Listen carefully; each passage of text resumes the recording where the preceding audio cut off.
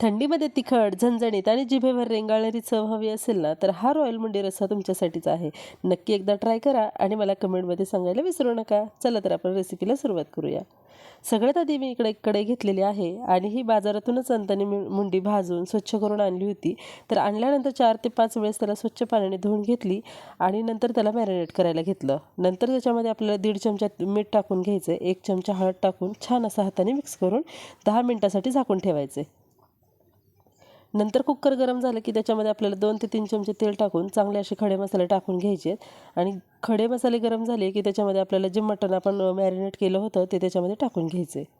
तर ह्याच्यामध्ये मटण टाकून घेतल्यानंतर आपल्याला हे चांगलं फिरवून घ्यायचं जोपर्यंत त्याचं अंगचं पाणी सुटत नाही आणि सुटल्यानंतर पण ते पूर्ण पाणी आपल्याला सुकवून घ्यायचं आहे. नंतर त्याच्यामध्ये आपल्याला हे अद्रक लसूणची पेस्ट टाकली मी 2 चमचे आणि थोडीशी कोथिंबीर टाकून हे पूर्ण हलवून घेतलं आहे. नंतर आता पाणी सगळं सुकलेलं आहे. याच्यामध्ये आपल्याला 2-3 ग्लास पाणी टाकायचं आहे आणि ह्याच्या 4 ते 5 शिट्ट्या काढून चांगलं हे मटण शिजवून घ्यायचं आहे.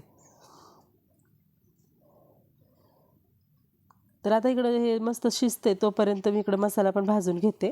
तर मसाल्यामध्ये आपल्याला चांगले मीडियम साईजचे 2 कांदे घेतले, असे हाताने छान मोकळे करून त्याला तेल टाकून छान लालसर भाजून घेणार आहे.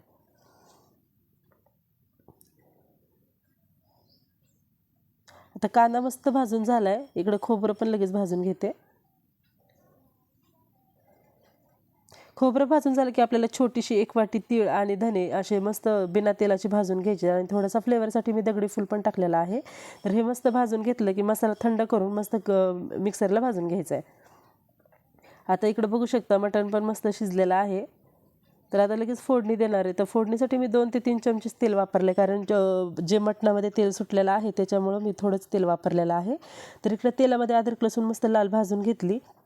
त्याच्यामध्ये 2 चमचे मी लाल तिखट टाकलेलं आहे, 2 चमचे काळं तिखट आणि 1.5 चमचा मी कांदा लसूण मसाला टाकून छान तेलामध्ये परतून घेतले. नंतर जे मसाला वाटलेला आहे तो पण त्याच्यामध्ये टाकून छान असं फिरवून घ्यायचं. आता जोपर्यंत तेल सुटत नाही तोपर्यंत छान असं परतून घ्यायचा मसाला आणि जे मटणामध्ये आळणी पाणी होतं ना ते 1-2 पळ्या ह्याच्यामध्ये टाकून छान मसाला शिजवून घेणार आहे. तर आता प्लेट झाकून मसाला मस्त शिजवून घेतला आहे बघू शकता आणि टोमॅटो मी वरूनच टाकलेत, कारण टोमॅटो एकदम कवळी होती. तुम्ही फोडणीला पण टाकू शकता. नंतर असं टोमॅटो टाकून पुन्हा फिरवून प्लेट झाकून मी असा मसाला शिजवून घेतला. तर नंतर बघू शकता इकडे मटण पण आता मी ह्याच्यामध्ये टाकून घेणार आहे. आता पुन्हा असं फिरवून घ्यायचं आहे आणि छान याची उकळी काढायची. तर मंडळी, ही डिश रस्सेदार असल्यामुळे एकदम झणझणीत चव आणि त्याच्या प्रत्येक घासामध्ये गावाकडच्या अस्सल चवीचा आनंद घेता येतो. तुम्हाला पण माझ्यासोबत असं चवदार प्रवासात राहायचं असेल तर नक्की आपल्या चॅनलला लाईक, शेअर आणि सबस्क्राईब करायला विसरू नका. Bye bye.